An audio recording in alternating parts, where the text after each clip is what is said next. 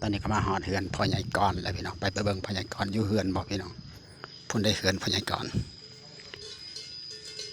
ป้าเดี๋ยวเป็นอยู่เฮือนประเทศยังเด้อยู่เฮือนเนาะพ่อใหญ่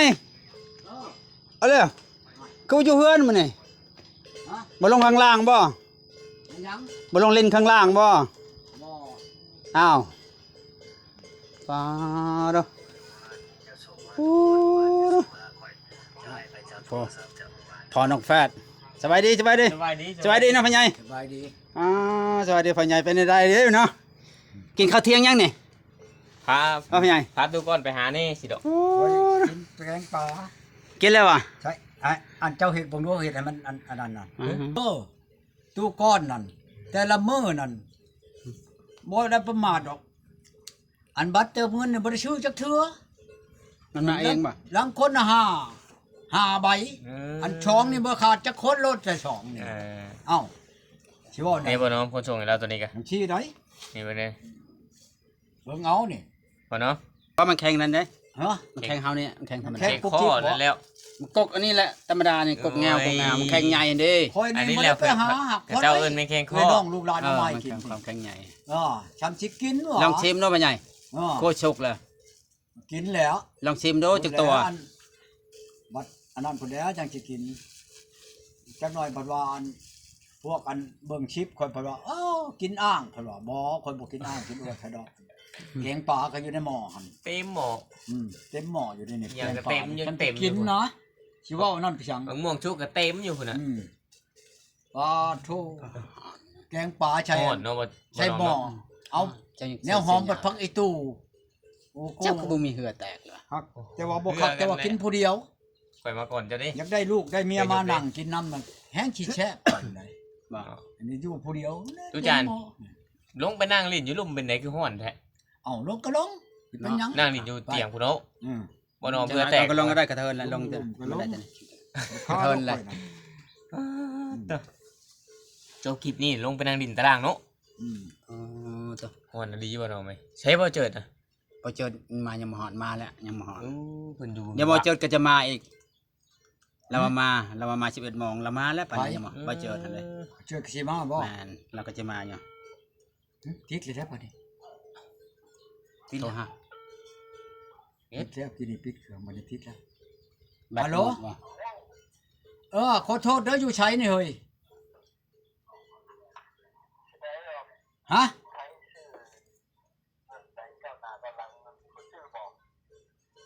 ข่อยก็ยังโทรใส่เขาอยู่นี่เจ้าอยู่ไสตัวนี้น่ะ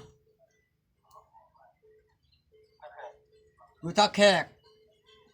กับมีนั่นแล้วผู้ชื่อนั่นน่ะข่อยจังสิโทรหาเขามาก่อนเด้อเจ้ามีฮะ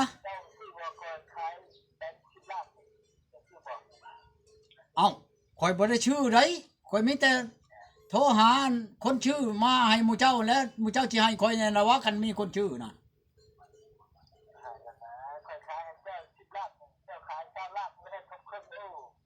บ่ข่อยบ่ได้ชื่อมีแต่ข่อยขายวันนี่ข่อยก็ขายช่อง10 กีบวันนี่น่ะฮะ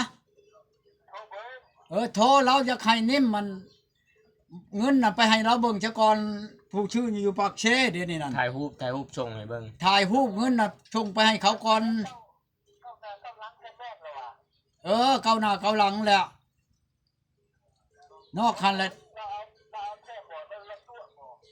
เราโทรมาถามข่อยเช้านี่เจ้าขายแล้วบ่เงินเจ้าข่อยขายแล้วข่อยว่าถ่ายรูปส่งให้เบิ่งก่อนเนาะจักนั่นข่อยเอาแล้วเราอ่ะข่อยเอาอันกี่อันใบหนึ่ง30 ล้านพุ่นละเว้าน่ะเจ้าเราเว้าชื่อๆเจ้าเราเว้าตัวข่อยก็ยังบ่ฮู้แต่ว่าข่อยขายวานนี่ข่อยขายให้คนชวันนี้มายิงหากข่อยบ่ได้เอาเบอร์โทรเขาจะบ่ชัดข่อยลืมคักจังหวะแค่มันยิงข่อยขายให้ช่องคนมานี่แต่บิดแล้วเขาให้10 ล้านช่องใบน่ะใบนึง5 ล้านข่อยบ่ขายแล้วเขาขึ้นให้จนฮอดชาวล้านเงิน10 กีบข่อยขายชาวล้านวานนี่ข่อยสิอำไปจังข่อยจังว่าจังว่าข่อยสิโทรหาเขาก่อนเด้อข่อยจะโทรกี้นี่ข่อยโทรให้เจ้าบัดเมียปิดเนี่ยหมอนี่จะขายเงินนี่หลายคนได้จะขายเงินเนาะหลายคนแล้วบัดนี้ โอ้ยจะถูกกว่าเราชื่อเจือๆเขาผู้นี้นะสิพอได้เงินนั้นชื่อมันแป้งนัวกินบัดนี้ล่ะ อ้าว บ่ว่าของใหญ่หรอกได้ชื่อแป้งนัวกินละพอแหละ เมื่อวานนี่ได้แถมเมื่อวานนี่มาขายอยู่20 ล้าน เอ้าชื่อฮอนงัวเพิ่นแล้วตัวน่ะของข่อยเองเด้ เออ บ่ได้น้ำหมูนี่ได้ชำได้หมูให้เก้าเนาะ ชื่อเป็น คือ งัว คนนี้ บัด ได้ นี้ 10 ล้านก็ขายแล้วอ่ะ บ่ ฮะ ได้น้ำหมูเลยสิชื่อเป็นนัว เอาชื่อแป้งนัวแล้วหมูให้หลายดิเนาะ สู้ คันหมู เป็น ให้ นัว บ่อน10 ล้านชาวล้านอยู่บ่ได้ว่าแต่งัวเลยแต่งฮอดเมียมานอนนํพุ่นแล้ว เอาแล้ บุญ ว ไหวพี่ช้ำได้มันสิเว่าอันนั้นดอกคนมันคนบ่คิดคุยคือหมู่ใดเว้าชูงใหญ่เว้าใหญ่ใส่ชูงบ่เว้าได้ บ่เว้าเนาะ เอาแล้ว เว้าความจริงรถ คันหมู่ให้นี่ก็คันหมู่ให้หลายก็ชื่อแนวใหญ่ อืม หมู่ให้น้อยก็ชื่อแนวน้อยคือกันก็ค่อยว่าเลยโอ้ยหมู่ให้แล้วก็พอได้ชื่อแป้งนัวกินก็เอานะ อืม มีปัญหาหยังเงิน อืม บ่ประมาทได้เรื่องเงินนี่เลยพอชื่อแป้งนัวเห็นบ่เช่านี่ไปชื่อป้าหั่น ชื่อป่าบ่ตลาดนัดเช้านี่ ชี้โตก็ชี้ ร้านนัดใจ ตลาดนัดบ้านห้วยเมานี่เด้อชี้โต ไปเผยหมอ ตัวละ10,000เขาจะได้50 ปลาหยังพ่อใหญ่ ปลาดุก ปลาดุกพันธุ์หรือปลาดุกหนา บ่ปลาดุกมันนาเฮานี่บักใหญ่เด้เรื่องฮู้เฮ้อหลีได้ อืม เขาใช้เบ็ดแม่ไข่เต็มท้องจะปล่อยลงน้องนี่ตัวหนึงแหละให้มันไข่มันได้ลูกได้น้องคนนี้ อืม นั่นไปซ้ำยามัน3ตัวคือแกงได้ช่องนี่ช่องตัวก็ได้ผู้ที่เครื่องหม้อแต่กี้แกงตัวหนึงว่าคือยังน้อยแท้ คนลงไปถ่ายอยู่ตารางได้บ่เนาะ เออ ฮ้อน บ้านนี่แหละเอาใช้อีกตัวหนึ่งตัวที่ช่องนี่มันใช้เป็นลายโพดบ้านนี่ลายกระยามันกิน คือมีวิทยุหน่อยฮะก็ชื่อมาบ่น่ะ ฮะ วิทยุหน่อยนะ คอยชื่ออันยาบำรุงคอยนี่ เขาแถมนำนี่ ก็แทนวิทยุหน่อยนี่ เออ ดีแต่เนาะ แปลว่าคอยมันสุขภาพ ชื่อยาบำรุงอันนี้ก็แทนวิทยุ เออ ชื่อเฮิงมาได้นะพ่อใหญ่ พกแชนนี่เขาชื่ออันยานะ อ๋อ และกันชื่อชามแชนนั้นทงหนึ่งชามแชนนั้นบ่ได้ตื้อกันชื่ออันหกแชนนั้นเบิดชุดมันนั้นเขาตื่นวิทยุหน่อยหนึงนี่ เขาก็ฉลาดเนาะ อันนี้ราคายานั้นกันว่าบ่มีวิทยุก็หกแสนคือกันนั่นเราบอกว่าเอาวิทยุนี่แถมหน่วยหนึ่งโยกคนก็เอาแล้วนี่เด้ถุงมันนี่ถุงวิทยุเลยนี่ ชื่อยา6 แสนก็แทนวิทยุหน่อยหนึง เออ เออ ในเชโนนี่ไหนห้านขายยานะห้านอันนั้นน่ะนี่ หาชื่อหลายแล้วก็แถมเนาะ ถุงอันนี้แหละนี่ ใส่เสียบใส่หยังมีหมด อันนี้แนวเชียบมันนี่บ่ได้ใช้ลูกก็เชียบก็ได้ เออ นี่เด้นี่ แล้วจะใช้ลูกอันนะฮะ ใช้เขาใช้แล้วใช้ช่องลูก เออ มันบ่ได้เชียบไผมันก็เชียบไผก็ ได้นะ บ่ได้ใช้ลูกมันก็เชียบไผก็ได้ บ่ต้องเปลืองเงินซื้อฐาน หก บ่ แสนยาอันนั้น อืม ราคายา6 แสนนี่ บำรุงยาบำรุง ยาบำรุง กินแต่เฮิงแล้วบ่ บ่หาก็กิน2-3มื้อนี่แหละนี่ใช่แหละ ยาบำรุงกินข้าวแซ่บนี่ว่าพ่อใหญ่ กินกับแซ่บบำรุงร่างกายเฮานี่นะ ยาเม็ดบ่มันเป็นน้ำ ยาเม็ดเป็นแคป เป็น ซูล แคปซูลบ่ เออ เป็นกระปุกเป็นขวดมันบ่ กระปุกแล้วขวด เป็นกระปุกบ่ ขวดหนึง30 เม็ด30บ่โอ้ยกินแล้วไม่แห้งอะไรใด กระดานบ่ นี่ๆๆๆกระปุกมันแล้วนี่ ยาบำรุงสุขภาพ สุขภาพแปลว่าบ่มีหยังดอกแปลว่าเฮาเมื่อยเพลียนั่นแม่นบ่นี่ แม่นโดย กินแล้วมีแห้งอะไรใดก็กินอันนี้ มัน นี่เด้มีดมันนี่ มันเป็นยาแคปซูลเนาะ 30 เม็ด โดย ไป60 เม็ด60 เม็ดต่อ6 แสนนั่นถึกเม็ดได้ไดคันเราว่าเม็ดนึง10,000เนาะแม่นบ่เม็ดอันนี้น่ะ แม่นบ่ เอา แม่น 60 แม่น60 เม็ดแปลว่ากล่องหนึงนี่30มัน2กล่องเด้ แม่นถึงแล้ว และแปลว่าแต่ยานี่นั่นคันสิชื่ออันห่อแก้วเดียวนี่3แสน โดย บ่ได้วิทยุหักเบิดชุดมันนี่ละว่า ช่องแก้วนี่ช่องขวดนี่จังได้วิท คัน ยุ ว่า เนา เบิด ะ ชุดมันนี่นั่น6แสนแล้วว่ะ แทนวิทยุ คันว่าคันว่าสิกินตัวเดียวนี่ก็ค่อยบ่หับได้แล้วว่ะมันบ่ขึ้นถึงมันมักชะมอเจ้าแปลว่าสุขภาพเฮาเต็มมักชะมอเฮานี่ช่องแอบนี่60 เม็ดนี่เต็มมักชะมอแต่ค่อยกินผ่านมานี่ก็ว่าอันนั้นตะกี้นี่เจ็บแอวนี่เจ็บนอนกลางคืนก็คือว่ามีบ่คัดบ่หยัง ปวด อะนะ ต้นเช้าก็ปวดหั่นบ่ คันว่านอนก็โอ้ยลังเทื่อก็9:00 น 10:00 นจังได้นอนหลับอะนะ อันนี้ว่าแต่คำมาแหละ นอน ผมหัวชมนอนรับปิ้งไปโลดมิดชะม้อยกันภูมิโบโทรมาหานี่กับบริเวณบนนั่นชับนี่อันนั้นรู้ไรเข้านี่เอาโกยตื่นมาเลยอยากกินแล้วเชื่อก็ลูกกินเชื่อคืนก็เข้าอันนั้นยาตัวนี้นั่นคักกะหลีจังหวะคอยมาเบิ่งโอ้คอยกินนี่โลดคือว่าในกระโตนี่ก็คือขังโลดน่ะโอ้คักแล้วอันนี้อันเรื่องอันกับอันตัวแม่น่ะแห้งคืนคือโลด ตัวเนี้ยกินอันนี้ฮะไปเฮาแข็งๆนั้นมันก็พร้อมมันเนาะมันก็พร้อมมาทุกอย่างมันว่ะ เฮาอันสุขภาพมันเพียงพอเป็นบ่แหละ แม่นยังไม่ได้หมดขวดจะมาเจ้ากินนี่ บ่ทันเบิด หาก็กินคนนึงเนาะกระปุกนึง มันบ่ทันว่าคิดเบิ่งว่า เป็นเดือนไปแล้วนี่จังหมดเนาะ มื้อนึง2เม็ด เดือน2เดือนไปแล้ว มื้อแลงใกล้สินอนแล้วก็เอามากินเม็ดนึงอัน2เม็ดแม่นบ่ กินเช้าเย็นบ่ บ่มื้อเช้าบ่ได้กินกินแต่มื้อแลง มื้อแลง2เม็ดเลย แล้วกินโลดนึง 2เม็ดเลย 2เม็ดมื้อแลงว่ากิน2เม็ดมันนี่30ก้อนก็15มื้อแม่นบ่พอดีเดือนนึง2แอบนี่เดือนนึงเฮากินนี่แล้วค่อยถามข้างแหน่มื้อนั้นน่ะว่าไปมือค่อยไปนั่นค่อยคิดว่าเจ็บแอวนี่จักว่ากูเป็นมักขลังบ่จ้ามันจะเจ็บแอวนะโดยแล้วไปถามอยู่ในอันห้านนั่นขายยานะค่อยเป็นนั่นจักว่าค่อยเป็นมักขลังบ่มันว่าแต่ว่ามันเจ้าอยู่สูงแล้วมันต้องมีบนคัดบนขีนนี่เอายาตัวนี้เรามันกับรถมันขัดกระลัดเห็นบ่ ตัวนี้บำรุงร่างกายนี่ช้ำเจ้าคัดเจ้าเจ็บอยู่ในกระดูกนั่นกินลองเบิ่งเราอ่ะจัก2ชั่วมื้อเจ้าชี้ขามันเห็นเราอ่ะชนะเอาแหละอันนี้สิงหาบ่ได้ปวดในใช่เลยนี่ตะกี้เห็นปวดบ่ เราขายอยู่ในตลาดได้เช้านี่เราฮู้จักกันข่อยนี่มันลั่นไข่ทองบ่แม่นบ่ขายทองนั่นแล้วขายยาในขายทองนั่นขายทองนะพวกนี้ขายยานี่ขายทองนะบ้านนี่ล่ะเขาจะขายเครื่องดีเอาแม่ทุกคนเอาแม่กับบ่เชื่อข่อยนี่ได้แล้วรถ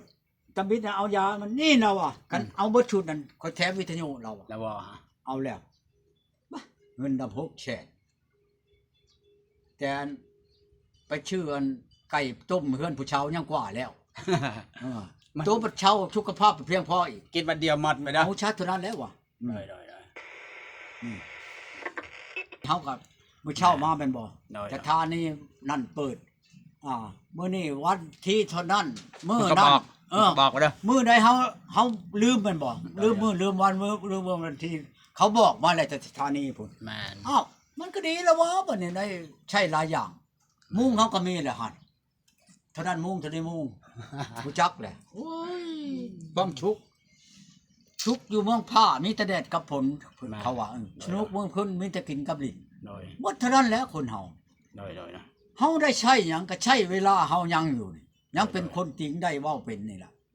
ถ้าดับจิตไปแล้วนี่เชิญโลดหมอนั่นก็ดีลูกมันสิว่าเด้อพ่อเอ้ยแกงป่าเด้อลาบชิ้นเด้อก็แมงวันพูนกินเจ้าบ่ได้กินน้ำดอกเขาสิว่าให้เจ้าพังนี่ผู้ใดมาหังผู้ใดมีนั่นมีชิ้นมีปลาแนวนั้นมันแซ่บเลยหีบชื่อมากินโดยไอ้น้องเอ้ยแม่นในนั้นมันสิบำรุงคือกันกับข่อยนี่บ่แม่นหยังนะก็ชื่อ5 6แสนก็ชื่อบำรุงข่อยให้สุขภาพข่อยสมบูรณ์ตาข่อยนี่ตัวหนังสือชำพี่ช้างนี่ข่อยยังอ่านได้แค่ข่อยนี่ยังบ่ได้เสียพอเล่มนี่คือเบิ่งนั้นผมข่อยนี่ยังบ่ได้ออกพอเช่นเป็นหยังข่อยจักเป็นอันนี้ข่อยบำรุงข่อยสุขภาพข่อยเพียงพอเมียข่อยโตหนีย้อนโตหนีหยังข่อยมันเพียงพอในกระโตข่อยแหละพอในกระโตแล้วเขาหักบ่ได้เท่าชั้นนี้นั่นเช็ดได้บ่เท่านั้นเท่านี้คือเอามาโลดผู้ชาวน่ะมาร้องมือกับตู้ก้อนนี่คันบ่เชื่อว่านั่นมันสิได้จักดอกแต่ละคืนนั่นข่อยสิถามเบิ่งน่ะอีใดมันเก่งนั่นเอามาบ่รู้มาหาตู้ก้อนอย่างนี้จานเช้านั้นแล้วว่าจะมาลองมาโลดลองข่อยลองมึงดูสาวได้เอ็กมาลองไปนั่นยันเจ้าตาลายเป็นเหรอสาวได้เอ็กก็ลองหั่นเดี๋ยวมากับเจ้าต้มไก่มาให้ข่อยกินนี่ข่อยนี่หมออันนี้หมอกระตุกเป็นบ่ก็กินน้ำข่อยนี่ต้มไก่นี่มาบัดแล้วบ่ให้ข่อยผ่านครับโอ้ยคันข่อยจะเฮ็ดมื้อนั้นบ่ได้ผิดเลยข่อยกอดคอแก่เขาท่วมคนพุ่นแล้วก็แล้วเด้มื้อนั้นหานบ่จังข่อยอยู่นี่มันสิเป็นอันว่าข่อยอยู่นี่หานบ่แกโอ้ยข่อยสิเอาอยู่นี่เขายังบ่ย้านมื้อนั้นน่ะไหนบ่ข่อยนั่นได้มื้อนะฮักบ่คนบ่อยากเฮ็ดนั่นแปลว่ามันข่มขืนเขาแห้งมันบ่เฮ็ดเบิดประเทศใดก็ดีทุกก้อนนี่มันผ โพดเลยมันผักเรือน่ะเนาะ พิลึกแท้บ่มันคือพิลึกแท้บ่ มันพิลึกโพด พิลึกแท้เนาะเอาว่านั่นเนาะ แท้เนาะโอ้ยคันข่อยเฮ็ดก็บ่ผิดแล้วมื้อนั้นคงมาจะผ่านข่อยก็บ่ย้อนเด้ ว่า สมมุติว่า เครื่องข่อยมีพอแห้งเลยแม่นบ่ โดย เจ้าอยากมาผ่านว่าสิเอาปืนยิงแม่นบ่ โดย มาแล้วเจ้าบ่ยิงชาวเครื่องข่อยนี่ข่อยรู้ใช่เจ้าก็บ่ได้ผิดนะหั่นน่ะ แม่น อันนี้คือกันนี่มานั่งอยู่นั่นนี่แม่นบ่ โดยเนาะ ชาวนางมาจากผ่านข่อยเจ้าได้ลิ้นบ่8ดอก เพิ่นถามมา ถามข่อยน่ะข่อยหับบ่ข่อยบ่อยากโกหมู่ใช่ชาวนางมื้อนั้นคันข่อยจะโกหมู่ใช่บ่ได้ผิดกฎหมายจังนี้ของเราอยากมาผ่านข่อย หักข่อยบ่ข่อยก็บ่อยากเฮ็ดแนวนั้นนะมันอันกระเดียกระดอหลายก็ดี ทั้งอยากคันว่าชาวนาบ่ได้มื้อนั้นบ่มื้อนั้นว่า8ดอกเขาสิเอากว่าให้เราเบิ่งน้ำมื้อนั้นน่ะเอาจนเราว่าแม่นอีหลีพุ่นหักเราบ่อยู่เราว่าบ่ได้บอกแม่บ่ได้บอกลูกข่อยก็ยังบอกว่าให้เจ้าน่ะบ่บอก ก็สิเอาหันเกินที่ก็ว่าเอาก็ว่าสิเอาเกินที่เราถาม สิเอาเงินฮอดให้หมู่เจ้ามื้อให้แม่เรากับลูกเราชื่อกินนั่น ได้ แล้วสิอยู่จักคืนกับข่อยนี่ข่อยสิบายคอเพิ่นเบิ่งหากข่อยบ่อยากเฮ็ดแห้งปานนั้นคือกันกับเมียข่อยที่ผ่านมื้อ ผ่านไปนี่ผู้อื่นยังบ่ได้ว่าแจ้งได